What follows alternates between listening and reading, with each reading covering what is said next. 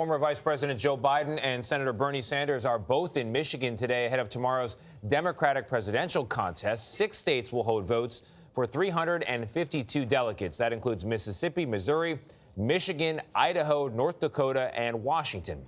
Of those, Michigan is the big prize. It has the most delegates, 125 of them.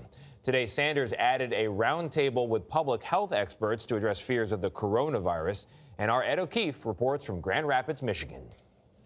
Neither Joe Biden nor Bernie Sanders appear to be making significant changes to their campaigns amid the spread of coronavirus. But the Sanders campaign did set up these hand sanitizers at an event at the University of Michigan. And while Biden used some before a meal in Mississippi, the focus for both men is the races on Tuesday. Ann Arbor, thank you!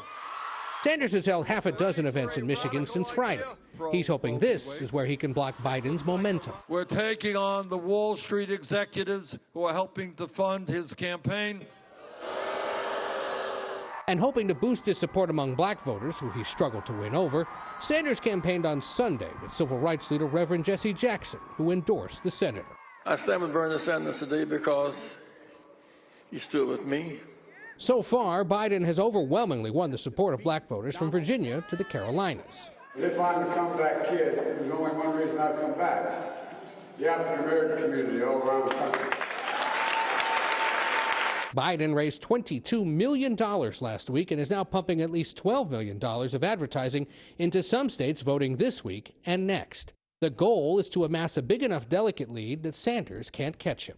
On Sunday, Biden earned yet another endorsement from a former opponent, this time Senator Kamala Harris. I believe in Joe. I really believe in him, and I have known him for a long time.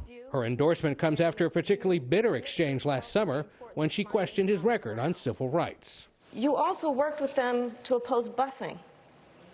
And, there was a little girl in California who was part of the second class to integrate her public schools.